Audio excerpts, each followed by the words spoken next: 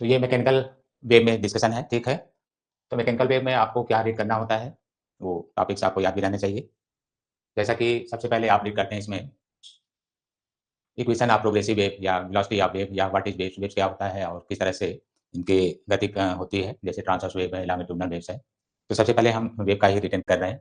Mechanical waves में पहला word है जैसे मैकेनिकल, तो waves produced by mechanical process, जैसे मैकेनिकल वेव या यांत्रिक तरंगें कहा जा रहा है।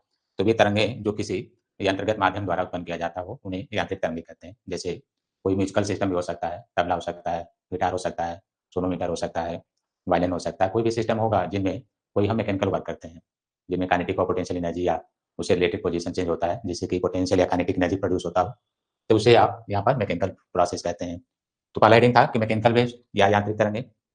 तो ये तरंगें जो यंत्रगत विधियों द्वारा उत्पन्न की जाती हैं, उन्हें हम यांत्रिक तरंगें कहते हैं। जैसे हमने उदाहरण दिया, जैसे अभी हमने बताया sound wave also example of mechanical wave. जैसे आप उदाहरण आप लिखना चाहते हैं, एग्जांपल इसका कोई उदाहरण आप लिखना चाहते हैं, तो आप कह सकते हैं, तो इस तरह से आप ये एग्जांपल ले सकते हैं। ध्वनि तरंगें यांत्रिक तरंगों का एक उदाहरण है और ये ध्वनि तरंगें किसी भी माध्यम से उत्पन्न की जा सकती हैं, किसी भी यंत्र द्वारा उत्पन्न की जा सकती हैं, जिसमें आप चाहें तो आर्गन पाइप भी लिख सकते हैं। आर्गन पाइप है, म्यूजिकल इंस्ट्रूमेंट है, तो आप लिख सकते हैं आर्गन पाइप। जैसे आप लेक्चर सुन रहे हैं, तो इसमें भी साउंड का उपयोग किया जा रहा है विजिबिलिटी के साथ-साथ, रिटेन के साथ-साथ। तो जो ध्वनि तरंगें हैं, वो आप तक पहुँच रही हैं, तो ये साउंड वेव से आल्सो एग्जांपल ऑफ किसका कहा जा रहा है? Mechanical wave.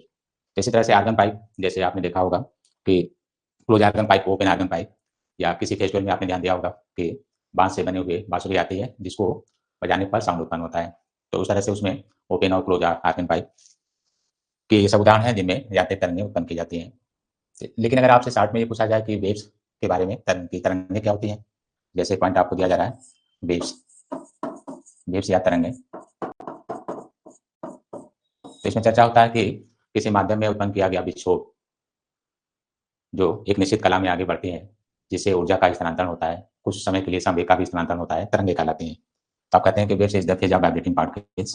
तो आप ये लिखते हैं, waves is the phase of vibrating particles. तो कणों के कंपन की एक कला है, इसको आप हिंदी में ऐसे कहते हैं, कणों के कंपन की एक निश्चित कला जो एक नियत कला से सतत अग्रसर रहती है। तो इस तरह से आपने तरंग के बारे में भी देख सुना और इस पर डिस्कशन होगा। अब तरंगों के प्रकार, टाइप्स ऑफ वेव्स आप लिखते हैं तो वो अलग है, लेकिन इसमें हम स्पीड के बारे में भी चर्चा करते हैं। तो जब आप टाइप्स ऑफ वेव्स लिखते हैं, प्रकार, जब आप इसमें पढ़ते हैं, तो एक तो डिस्कशन होता है, जैसे मैकेनिकल वेव को आप हटा दें तो आप इलेक्ट्रोमैग्नेटिक वेव्स भी आप कहते हैं और फिर मैकेनिकल वेव भी आप कहते हैं। तो अगर उसको लेकर आप आगे बढ़ाएंगे तो इस तरह से आप डिवीजन कर सकते हैं। जैसे पहला पार्ट, मैकेनिकल वेव्स में हम दो पार्ट लेकर चलते हैं। एक तो माध्यम के कणों का कंपन लेते हैं, मैकेनिकल वेव या यांत्रिक तरंगों में हम दो पार्ट करके चलते हैं। पहला मैकेनिकल वेव में पहला आप लेकर चलते हैं माध्यम के कणों का कंपन, और दूसरा आप लेते हैं ऊर्जा का स्थानांतरण। जैसे हम लिख रखे हैं पहले से, देखिए इसमें यहाँ पर लिखा है वेलोसिटी ऑफ वेव मोशन में one velocity is that of that disturbance as whole is called wave velocity, also known as phase velocity. तो जब आप मैकेनिकल वेव पढ़ते हैं, तो एक कंपन का स्वरूप जो एक निश्चित कला में और निश्चित वेग से आगे बढ़ता है, उसे हम कला वेग कहते हैं या तरंग वेग कहते हैं। तो वी को आपने यहाँ पर देखा, ये कला वेग है या तरंग वेग है। वी को आप यहाँ कह सकते हैं कला वेग या तरंग वेग, जिसमें यांत्रिक तरंग का स्थानांतरण होता है। तो यहाँ से हम फिर से उसको रिप्रेजेंट कर दे रहे हैं मैकेनिकल वेव में। तो जब आप मैकेनिकल वेव में रिप्रेजेंट करते हैं, तो इस तरह से कोई फेज दिखाते हैं जो आगे बढ़ता है। इस तरह से कोई फेज लेते हैं जिसमें एनर्जी आगे बढ़ती है। मान लीजिए यहाँ पर एनर्जी है और ये आगे बढ़ रही है, किसी कला में ये आगे बढ़ रही है। तो जब एनर्जी ट्रांसफर हो रही है, तो इसकी वेलोसिटी यहाँ पर बताया गया है पैरेलल टू एक्स एक्सिस, और कहा जा रहा है कांस्टेंट है। तो ये जो फेज है, ये जो फेज बना हुआ है, इसकी वेलोसिटी बताया गया कि कांस्टेंट है, जिसको आपने लिखा है पैरेलल टू एक्स एक्सिस। तो इसी को ओमेगा बाई के कहा जा रहा है, या यहाँ पर भी इक्वल टू ओमेगा बाई के कहा जा रहा है। तो मैकेनिकल वेव में एक तरह से ये है क्या, डिस्टर्बेंस प्रोड्यूस इन मीडियम।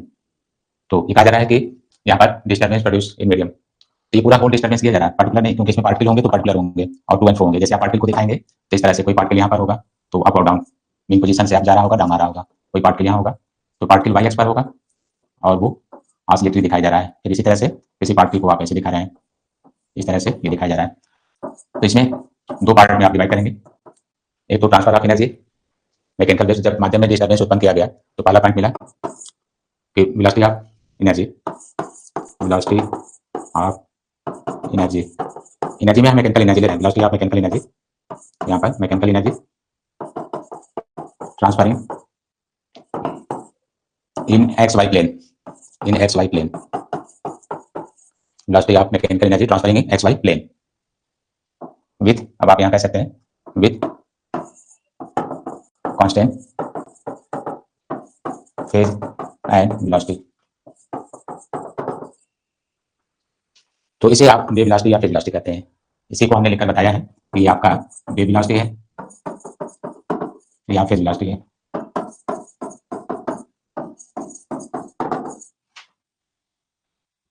तो इसको शॉर्ट में हमने क्या लिखा था, वेलोसिटी ऑफ पोल डिस्टर्बेंस, जो संपूर्ण इसमें डिस्टर्बेंस है उस पूरे एक साथ को लेकर एक फेज बनाया जा रहा है। इसी को कहा गया था velocity of pole disturbance is called phase velocity. तो जो हमने लिखा था यहाँ पर वेलोसिटी ऑफ, जैसे आपने देखा इसमें कि वेलोसिटी ऑफ पोल डिस्टर्बेंस, तो ये संपूर्ण, इसमें बहुत सारे कण हैं और एक तरह से ये प्रोपोगेशन है, विक्षोभ है, जिसको आप हिंदी में विक्षोभ कहते हैं। ये विक्षोभ या डिस्टर्बेंस को हिंदी में विक्षोभ, विक्षोभ या डिस्टर्बेंस। तो ये एक तरह से प्रोपोगेशन भी है, डिस्टर्बेंस को हम लोग प्रोपोगेशन के रूप में भी जानते हैं, प्रोपोगेशन। जब आप इनको रीड कर लेते हैं तो इसी में दूसरा होता है कण का, क्योंकि जब कोई बाहर से डिस्टर्बेंस किया जाता है तो कणों के स्वरूप में परिवर्तन होता है, और जब कण की बात करते हैं तो कण के स्वरूप में परिवर्तन से ही ये विक्षोभ बनता है। तो इसी को मिलाकर जो स्वरूप बनता है उसी को हम तरंग कहते हैं। यहाँ लिखे हैं एक डेफिनेशन, आप इसको भी देख सकते हैं। कणों के कंपन की एक निश्चित कला है। तो देखिए ये जो ड्रॉ किया गया है साइनोसॉइडल, वो एक निश्चित कला हो गया जिसमें कण कंपन करते हुए एक साथ दिखाए गए हैं और नियत वेग से अग्रसर हो रहे हैं। लेकिन दूसरा पॉइंट इसमें है कि कण का जो कंपन है वो कैसे है। जब तरंग आपने दिखाया एक कला में, तो कण जो है टू एंड फ्रो कंपन करते हैं अग्र और पश्चिम दिशा में, अर्थात उनका गति आप सरल गति कह सकते हैं। तो कणों की गति जो होगी वहां पर ये लिखकर बताया गया है। इसी में आपने देखा, यहाँ पर हम पहले से लिख रखे हैं